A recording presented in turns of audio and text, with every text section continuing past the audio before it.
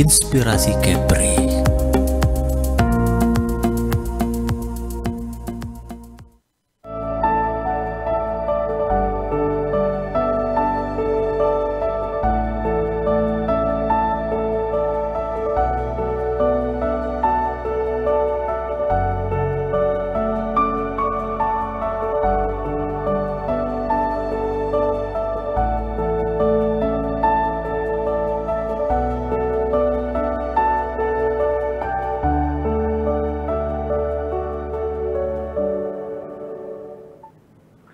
Shalom, saudara-saudari pemirsa Batam TV yang terkasih. Dalam nama Tuhan Yesus Kristus, bertemu kembali dalam program Kasih dan Iman bersama saya, Pendeta Olga Siahaan, dengan tema ketaatan iman. Di kitab Roma pasal 16 ayat 25-27, bagian tulisan Paulus terkait doksologi ataupun nyanyian penutup pujian. Maka di bagian terakhir ayat 26 dikatakan begini, untuk membimbing mereka kepada ketaatan iman. Nah, hari ini kita akan belajar tentang ketaatan iman. Mengapa ketaatan iman? Bagaimana ketaatan iman? Dalam hidup sebagai orang percaya, seringkali isu tentang ketaatan ini menjadi hal yang dibicarakan, dan tanpa sadar juga pendekatan-pendekatan kita kepada Tuhan didasari kepada perbuatan ketaatan yang kita lakukan. Nah, kalau bicara tentang ketaatan secara teks Alkitab, cerita Alkitab di Perjanjian Lama dan Perjanjian Baru, kita temukan maka ada dua paradigma tentang ketaatan. Yang pertama, ketaatan perbuatan. Semua hukum agama, maksud saya semua agama, hukum agama mengajarkan tentang bagaimana sebagai umat kita harus taat. Dalam cerita, tulisan Perjanjian Lama, Perjanjian Baru, umat Tuhan diajak untuk menunjukkan perbuatan-perbuatan ketaatan. Tetapi tanpa disadari, seringkali orang percaya menjadi terkendala, terintimidasi, terhalangi, karena memang harus diakui standar ketaatan yang Tuhan tetapkan berdasarkan hukum yang berlaku itu begitu tinggi, dan seringkali kita tidak bisa mencapainya. Dalam cerita Adam dan Hawa, kita melihat bagaimana Adam gagal untuk taat, dan akibatnya kita tahu ceritanya, akhirnya Adam terusir dari taman di mana dia mengalami kenyataan di bumi seperti di sorga. Tetapi kalau kita temukan dalam pribadi Yesus, waktu Yesus hadir menyatakan kasih karunia-Nya, maka apa yang tidak bisa dilakukan oleh hukum agama terkait ketaatan, oleh Yesus dengan anugerahnya, dengan kebaikannya, maka ketaatan itu menjadi sesuatu yang bukan lagi diperdebatkan dalam hidup umat percaya. Ya, saya katakan kasih karunia Tuhan Yesus menyediakan, memampukan kita untuk menjadi taat. Sedangkan hukum agama cenderung untuk menuntut kita untuk taat. Nah, perbedaan pandangan ini sangat mempengaruhi bagaimana umat percaya, orang Kristen menjalani hari-harinya sebagai orang percaya kepada Tuhan Yesus, sebagai orang berharap kepada Tuhan Yesus. Dalam Roma pasal 5 ayat 12-21 dibuat perbandingan signifikan antara Adam yang pertama, yaitu Adam di Taman Eden, dengan Adam yang kedua, yaitu Kristus. Adam terakhir maksud saya. Nah, dikatakan bagaimana apa yang gagal, perbuatan ketaatan Adam yang gagal, diselesaikan oleh Tuhan Yesus, disempurnakan oleh Tuhan Yesus. Adam gagal di Taman Eden, Yesus selesaikan di Taman Getsemani. Adam gagal dengan makan buah, Yesus sempurnakan dengan makan perjamuan kudus. Adam gagal karena iblis memutarbalikkan firman Tuhan untuk mengelabui Adam. Yesus menghardik iblis dengan kebenaran firman Tuhan. Adam gagal karena jati dirinya diganggu oleh iblis. Yesus menghalau tipuan iblis untuk merusak gambar diri pada Tuhan Yesus. Yang kita bisa katakan begini, dalam Filipi 2 ayat 8, saya baca untuk kita semua, dalam keadaan sebagai manusia, Yesus telah merendahkan dirinya dan taat sampai mati, bahkan sampai mati di kayu salib. Sehingga saya bisa katakan, tuntutan ketaatan bagi orang percaya untuk bisa mendapatkan berkat Tuhan, untuk bisa mencapai apa yang Tuhan janjikan, itu sudah dibayar lunas oleh Tuhan Yesus pada saat dia mati di kayu salib. Sekali lagi, segala yang dibutuhkan untuk mendapat berkat Tuhan, khususnya terkait ketaatan, sudah Yesus selesaikan waktu dia sendiri taat dan mati di kayu salib. Ya, nah itu yang pertama, ketaatan. Sekarang kita tentang iman, karena kita bicara tentang ketaatan iman. Bagaimana iman, Pak? Iman yang bagaimana? Iman yang mengapa demikian? Iman yang apa sebenarnya? Roma 1, 16-17 berkata demikian. Sebab aku mempunyai keyakinan yang kokoh dalam Injil. Nah ini keyakinan yang kokoh dalam Injil. Karena Injil adalah kekuatan Allah yang menyelamatkan setiap orang percaya. Pertama-tama orang Yahudi, tetapi juga orang Yunani. Ayat 17, dikatakan begini. Sebab di dalamnya, dalam Injil, dalam kekuatan Allah itu, nyata kebenaran Allah yang bertolak dari iman dan memimpin kepada iman, seperti ada tertulis, orang benar akan hidup oleh iman. Nah, jadi bicara tentang iman, yang kita imani adalah tentang kasih karunia Tuhan, tentang Injil yang adalah kekuatan Allah untuk menyelamatkan.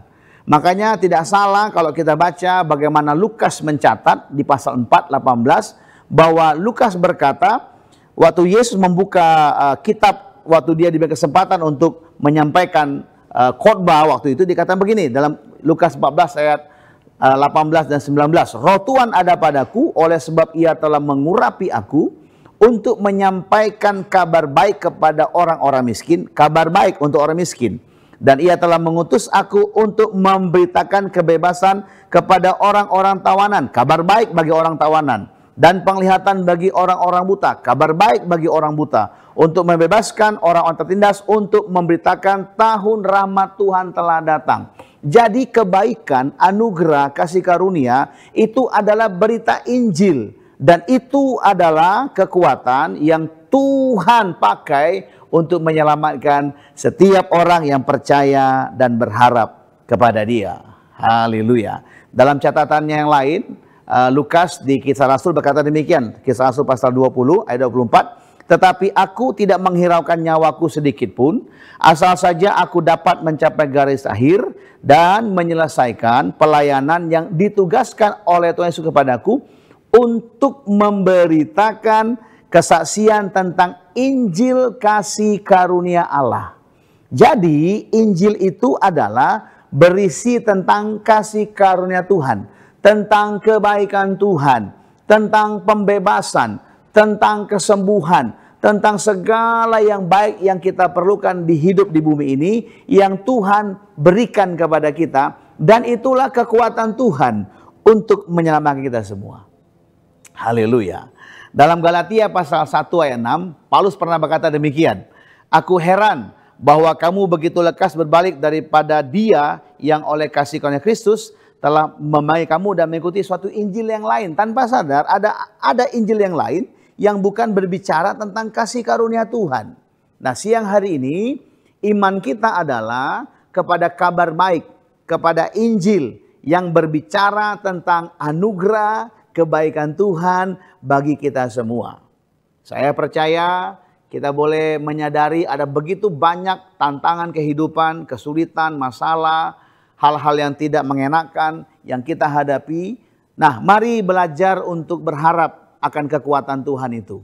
Kekuatan Tuhan untuk menyelamatkan adalah Injil kasih karunia-Nya. Kabar baik tentang anugerah Tuhan, tentang kebaikan Tuhan, bahwa ada pembelaan, ada pertolongan, ada masa depan, ada mujizat, ada berkat Tuhan bagi setiap orang yang berharap dan percaya kepada Dia. Maka saya simpulkan, saya berkata demikian. Iman kita terkait dengan ketaatan iman berbicara tentang iman akan kasih karunia dan kebaikan Tuhan Yesus. Sekali lagi, bicara tentang ketaatan iman, iman yang dimaksud adalah iman kepada Tuhan Yesus yang penuh kasih karunia dan berbuat baik kepada kita semua. Nah, kalau kita sudah melihat tentang ketaatan dan iman, maka sekarang kita bisa simpulkan maksudnya. Maksud dari ketaatan iman. Kalau kita balik kembali ke Roma pasal pertama tadi, dia bilang begini. Sebab di dalamnya, di dalam kasih karunia, di dalam Injil kebaikan Tuhan, di dalam iman kita akan kebaikan Tuhan itu nyata kebenaran Allah. Jadi iman kita dikaitkan dengan harapan kita akan kebaikan Tuhan bagi hidup kita. Iman kita kepada kabar baik yang Yesus bawa untuk kita semua. Yaitu Dia menolong kita, Dia bebaskan kita, Dia membela kita, Dia mengangkat kita. Dan segala perkataan berkat yang bisa menjadi sesuatu yang membangun hidup kita. Ya, dikatakan yang bertolak dari iman. Jadi kebenaran itu dan iman itu adalah dua sisi yang tidak bisa dipisahkan. Ya, kalau saya pakai bahasa antara iman, kasih karunia dan kebenaran itu dua hal yang tidak bisa dipisahkan. Hukum diberikan oleh Musa, tetapi kasih karunia dan kebenaran datang di dalam nama Tuhan Yesus. Karena Dialah sang kasih karunia itu, Dialah sang kebenaran kita, Dialah iman kita sesungguhnya. Dikatakan yang bertolak dari iman dan memimpin kepada iman, seperti ada tertulis, orang benar akan hidup oleh iman. Dalam tema lain, orang benar akan hidup oleh imannya. Jadi tergantung bagaimana kita mengimani bagi hidup kita, dan kita akan menikmati yang terbaik dari Tuhan. Pemirsa Batam TV yang dikasihi Tuhan, tetaplah bersama kami dalam program Kasih dan Iman. Kami akan kembali sesaat lagi.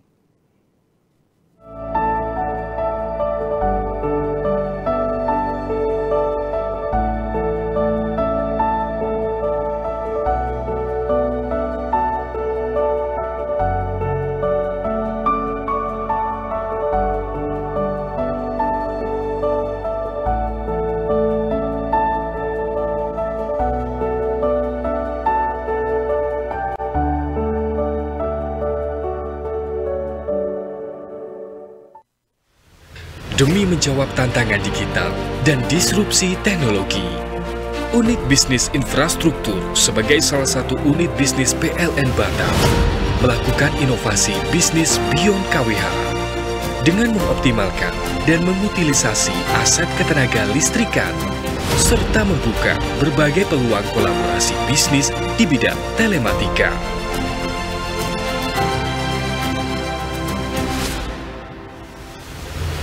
Seiring dengan nilai strategis Kota Batam sebagai gerbang investasi Asia Tenggara, serta merespon pesatnya perkembangan industri digital global, Unit Bisnis Infrastruktur menghadirkan layanan Green Data Center dengan mengedepankan kehandalan sistem ketenaga listrikan serta penggunaan green energy untuk memberikan jaminan keamanan serta kehandalan bagi colocation server, cloud, virtual server, dan produk IT lainnya yang terintegrasi dengan sistem teknologi data center yang modern. Serta membuka kesempatan kerjasama untuk pemanfaatan kawasan-kawasan yang terkoneksi dengan pusat jaringan kelistrikan dan backbone fiber optik yang handal untuk dijadikan lokasi data center.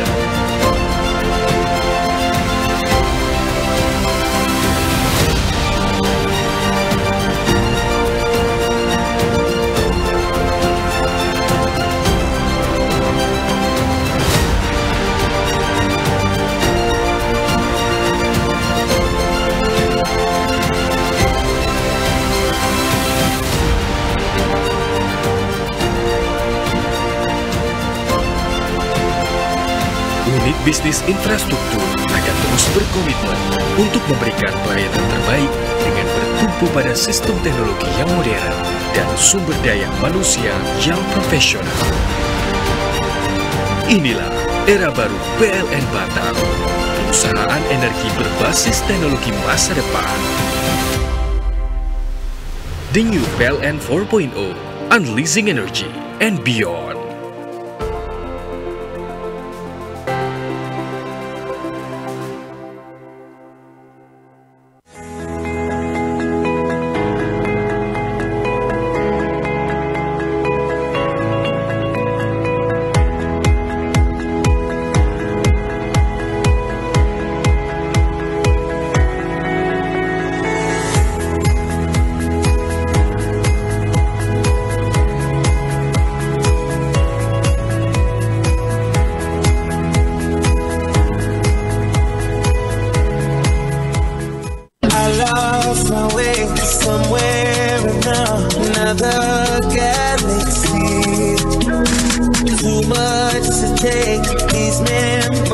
Nah, ini dia nih guys, go-kart terbaru di Happy Time Botania.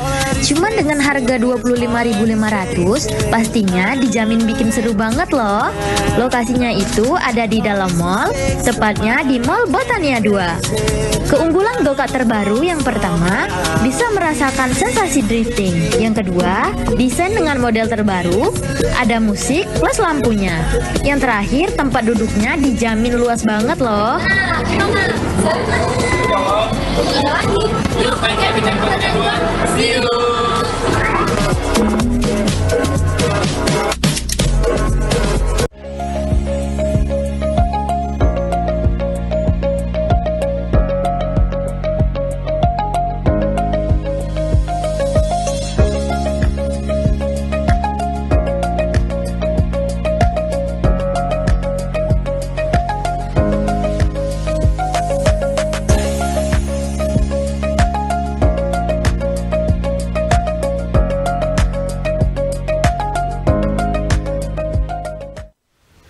Demi menjawab tantangan digital dan disrupsi teknologi, Unit Bisnis Infrastruktur sebagai salah satu unit bisnis PLN Batam melakukan inovasi bisnis Beyond KWH dengan mengoptimalkan dan mengutilisasi aset ketenaga listrikan serta membuka berbagai peluang kolaborasi bisnis di bidang telematika.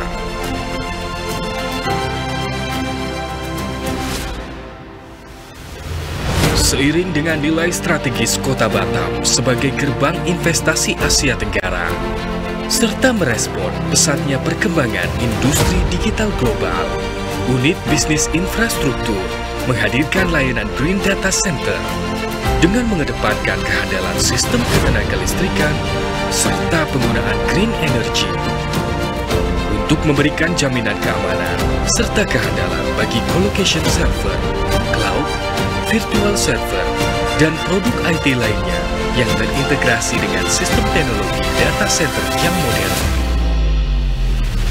Serta membuka kesempatan kerjasama untuk pemanfaatan kawasan-kawasan yang terkoneksi dengan pusat jaringan kelistrikan dan backbone fiber optik yang handal untuk dijadikan lokasi data center.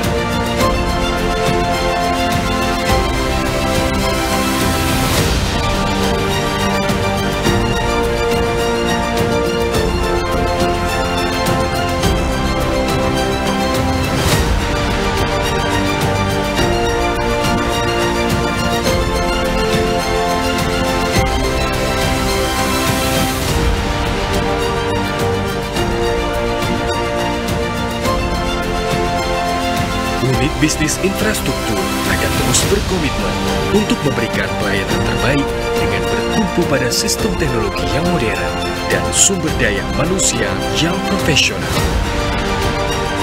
Inilah era baru PLN Batam, perusahaan energi berbasis teknologi masa depan. The new PLN 4.0, Unleashing Energy and Beyond.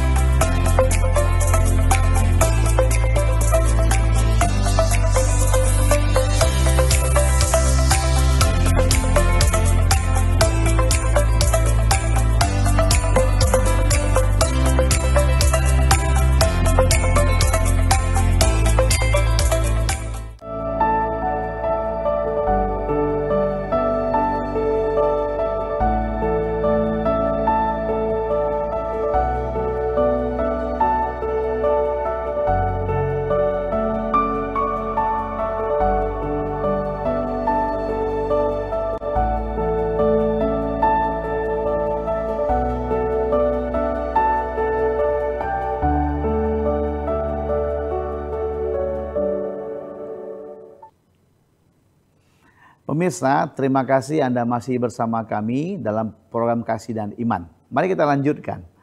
Tadi dikatakan dalam Roma pasal yang pertama ayat 17, sebab di dalamnya nyata kebenaran Allah yang bertolak dari iman dan memimpin kepada iman, seperti ada tertulis, orang benar akan hidup oleh iman. Memang saya katakan awal tadi bahwa antara kebenaran dan iman itu ada dua hal yang tidak bisa dipisahkan. Nah, kalau kita mengimani tentang kasih karunia Tuhan, dikatakan dalam Yohanes pasal pertama bahwa kasih karunia dan kebenaran datang dalam nama Yesus Tuhan. Jadi kalau kita lihat di 1 Petrus pasal yang ke-22 dikatakan demikian. Karena kamu telah menyucikan dirimu oleh ketaatan kepada kebenaran, sehingga kamu dapat mengamalkan kasih persaudaraan yang tulus ikhlas, hendaklah kamu bersungguh-sungguh saling mengasihi dengan segenap hatimu. Kata kuncinya adalah ketaatan kepada kebenaran.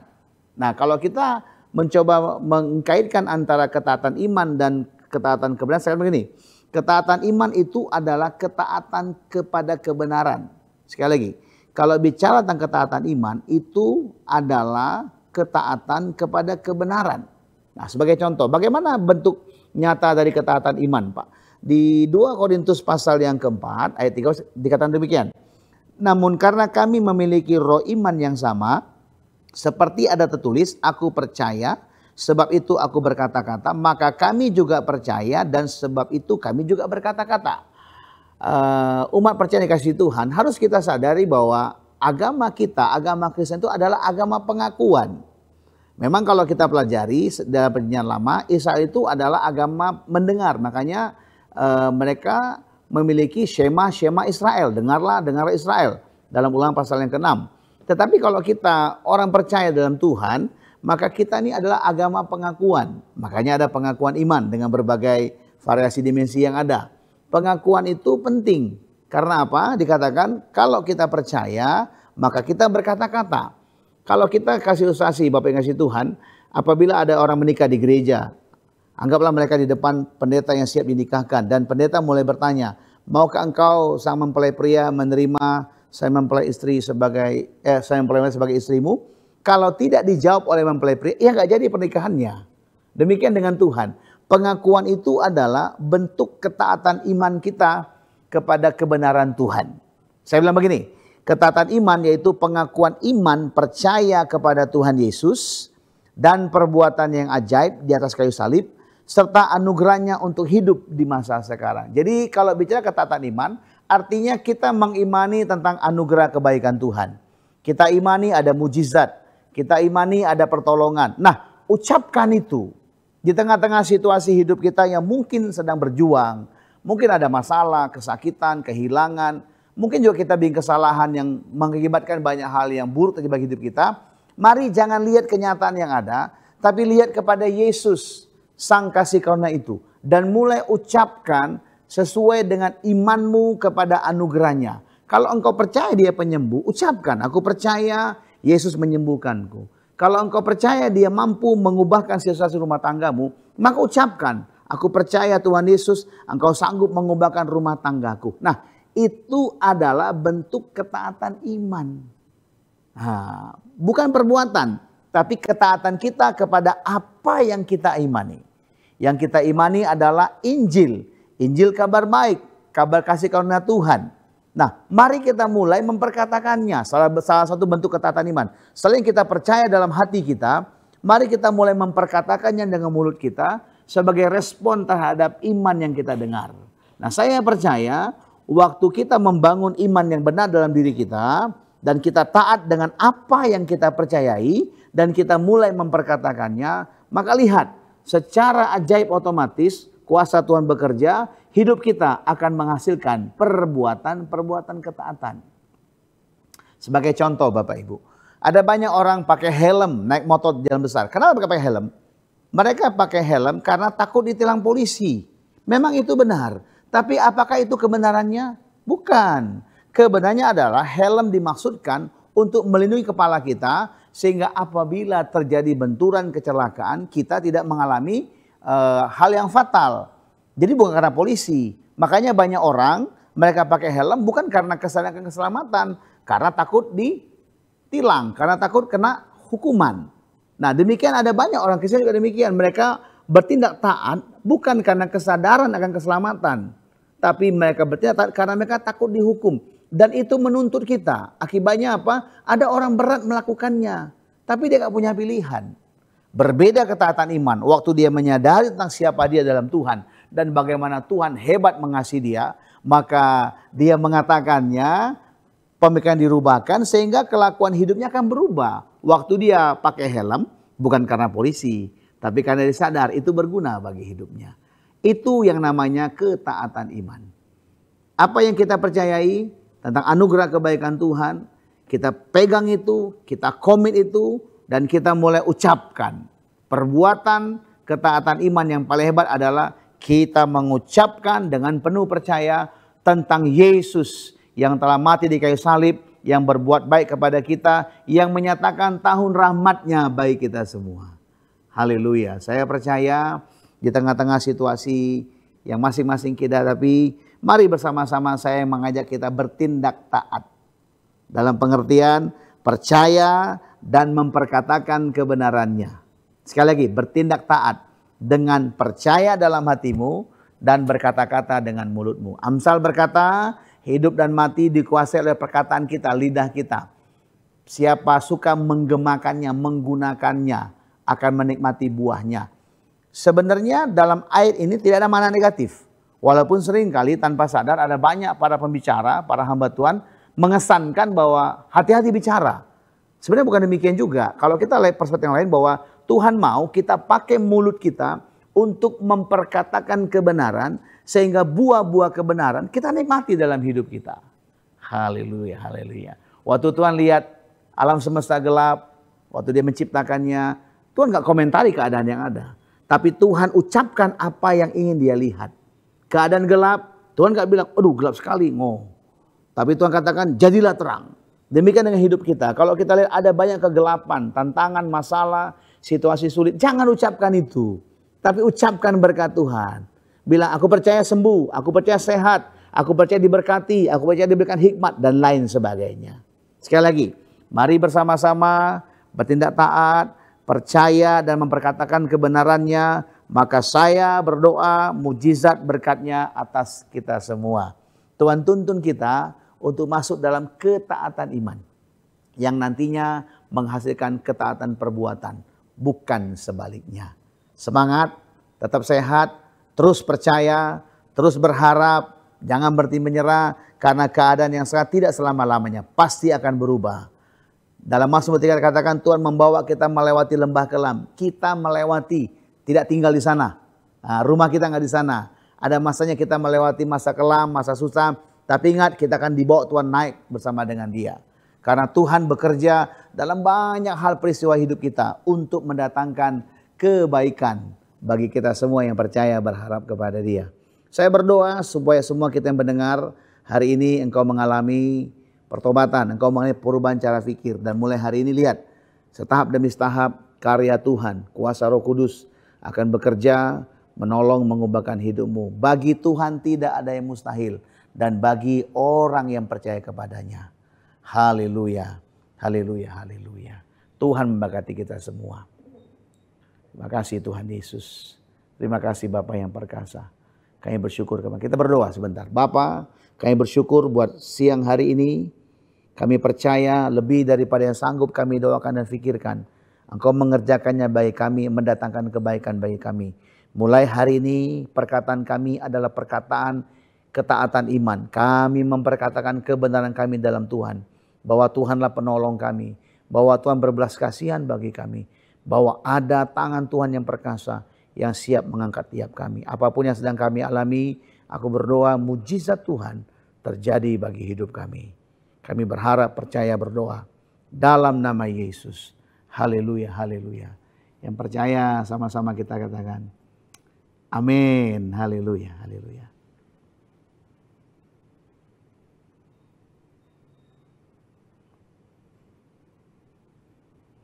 Terima kasih atas kebersamaan pemirsa Batam TV yang dikasih Allah dan kasih dan iman. Saya Pendeta Olga Sihan pamit mundur diri. Mohon maaf jika ada kesalahan. Tetap semangat, tetap sehat. Shalom. Tuhan memberkati kita semua. Haleluya.